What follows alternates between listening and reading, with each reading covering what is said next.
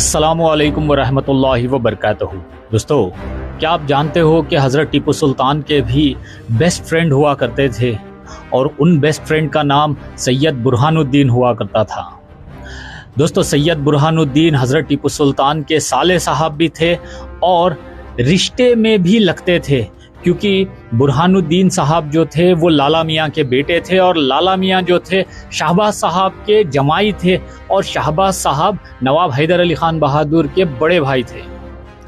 दोस्तों, अभी जो मेरे पीछे आप ये तस्वीर देख रहे हो, ये एक पेंसिल स्केच है जिसको पेरिस में बनाया गया था 1788 में। दोस्तों, सैयद बुरहानुद्दीन साहब यही हैं और इनकी ये तस्वीर पेरिस में इसलिए बनाई गई थी क्योंकि हज़रत टीपू सुल्तान ने सैयद बुरहानुद्दीन साहब को पेरिस या फिर फ्रांस भेजे थे, वहाँ पे एक जंगी मुआहिदा करने के लिए थर्ड एंग्लो मैसूर वॉर से पहले। दोस्तों, हज़रत टीपू सुल्तान और सैयद बुरहानुद्दीन साहब का बॉन्ड या फिर उनकी दोस्ती इतनी गहरी थी कि हर मुहिम में, हर जगह पे इन लोगों के तस्करे ज़रूर मिलते हैं।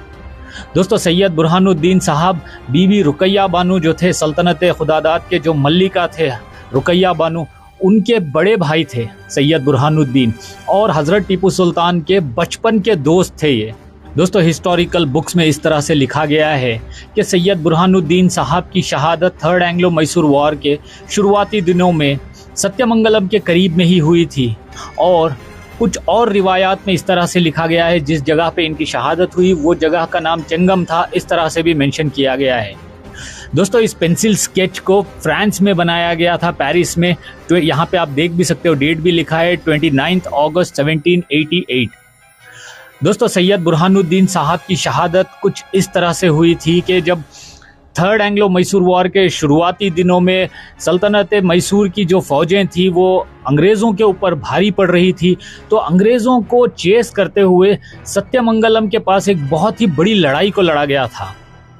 उस लड़ाई के बाद अंग्रेज़ों को जब वहाँ सत्यमंगलम के फोर्ट से या किले से खदेड़ा गया तो वो अंग्रेज़ों की बची हुई फ़ौज सत्यमंगलम किले को छोड़कर थोड़ी ही दूर पर जाके छुप गए थे।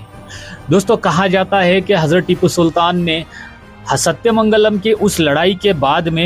एक काफ़ी बड़ी हॉर्स कैवलरी को सैयद बुरहानुद्दीन साहब के अंडर में देकर उस बची हुई अंग्रेज़ी फ़ौज को मिटाने के लिए या फिर उनके ऊपर हमला करने के लिए भेजे थे और सैयद बुरहानुद्दीन साहब अपने लश्कर के सिपाहियों के साथ जब एक खाई की तरह की एक जगह पे गए, वहाँ पे मुआयना करने के लिए, तो कहा जाता है कि वहाँ पे जो अंग्रेज सिपाही छुपे हुए थे उन लोगों ने सैयद बुरहानुद्दीन और उनके सिपाहियों के ऊपर में गोलियां चला दी थी। दोस्तों, सैयद बुरहानुद्दीन साहब को यहाँ माथे में गोली लगी थी जिसकी वजह से वहीं पे उनका इंतकाल हो गया था, आप शहादत नोश फरमाए थे। और सैयद बुरहानुद्दीन साहब के जब जिस्म को हज़रत टीपू सुल्तान के पास लाया गया तो कहा गया है दोस्तों कि हज़रत टीपू सुल्तान फूट फूट के रोए थे, क्योंकि हज़रत टीपू सुल्तान के बचपन के दोस्त थे। लगभग 7-8 साल की उम्र से दोनों साथ बड़े हुए, दोनों घुड़सवारी साथ में सीखे, दोनों एक तरह से समझ लीजिए इनका बॉन्ड इतना खूबसूरत है कि जब भी आप अगर हिस्टोरिकल बुक्स के नरेशंस को पढ़ के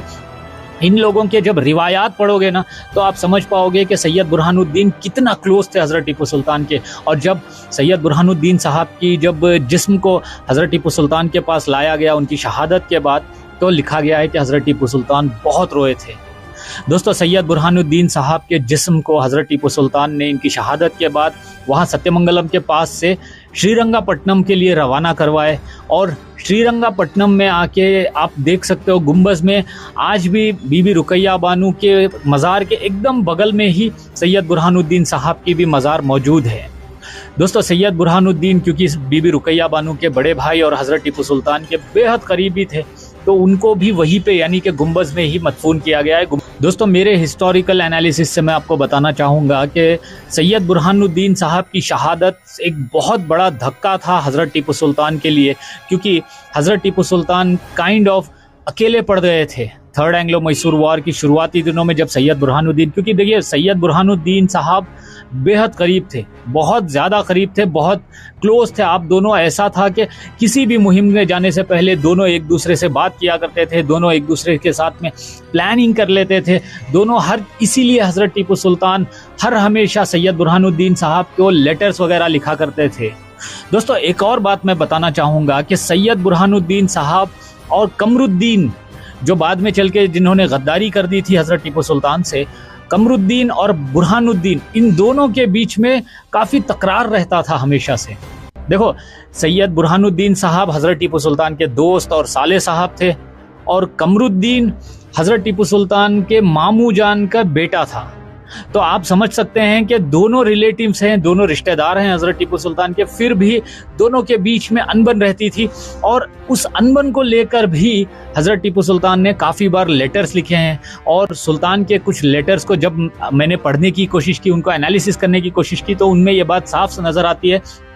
कि कई मुहिमों में हज़रत टीपू सुल्तान ने सैयद बुरहानुद्दीन को इस तरह से फरमाए हैं कि आप दोनों दोस्त की तरह रहा कीजिए, आप दोनों अपने इख्तिलाफात को भुलाकर सल्तनत मैसूर की हेल्प करने की कोशिश करिए। दोस्तों, इस तरह से भी हज़रत टीपू सुल्तान ने लेटर्स वगैरह लिखे हैं। दोस्तों, मैं उम्मीद करता हूं आपको आज की इस वीडियो से कुछ नया जानने को मिला होगा, और ये ओरिजिनल पेंसिल स्केच है जिसको अगस्त 29, 1788 में पेरिस में बनाया गया था, जब सुल्तान ने सैयद बुरहानुद्दीन के साथ में और भी कुछ लोगों को फ्रांस भेजे थे वहाँ पे एक जंगी मुआहिदा करने के लिए। जज़ाकल्लाह खैर, दुआओं में याद रखिए। अस्सलाम वालेकुम।